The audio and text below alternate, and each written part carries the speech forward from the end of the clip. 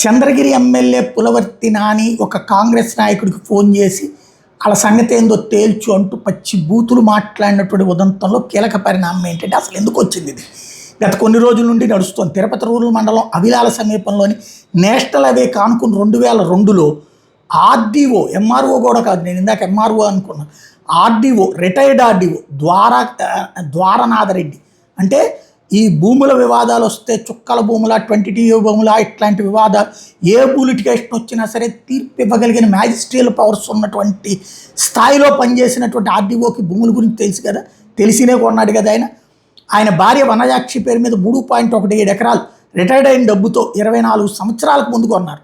Chandragiri MLA Pulivarthi నానికి ఆ భూమి మీద కన్నుబడింది అన్నది వైసీపీ ఆరోపణ.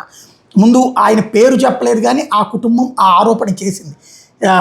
వాళ్ళ పిల్లలు అమెరికాలో సెటిల్ అయ్యారని, ఇక్కడ వాళ్ళకి ఎవరు దిక్కులేరని, 80 ఏళ్ల వృద్ధులైన రిటైర్డ్ అధికారి ఏమి చేయలేనన్నటువంటి నమ్మకంతో మంత్రి అనగానే సత్యప్రసాద్ అండదండలతో ఆ స్థలానికి కబ్జా చేసి 100 కోట్ల విలువైన ఆ స్థలానికి దౌర్జన్యంగా కాంపౌండ్ వాళ్ళు కట్టేశారన్నది వైసీపీ ఆరోపణ.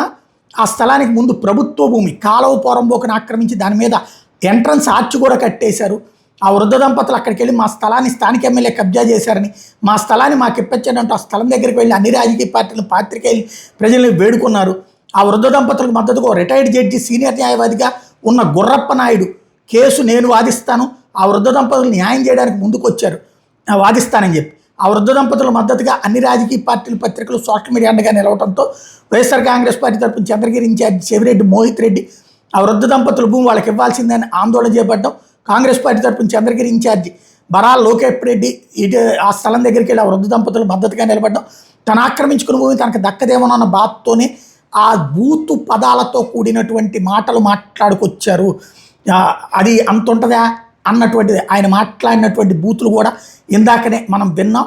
ఎలాంటి దారుణమైనటువంటి లంకొడకలు ముంకొడకలు, చివరికి అది 14.5-15 కోట్లకి సెట్ చేయమని చెప్పి డైరెక్ట్గా చెప్పినటువంటి వ్యవహారం ఏదైతే ఉందో దాన్ని బట్టి అర్థం చేసుకోవచ్చు ఎట్లాంటి దారుణమైనటువంటి పరిస్థితి ఉంది అన్నటువంటిది.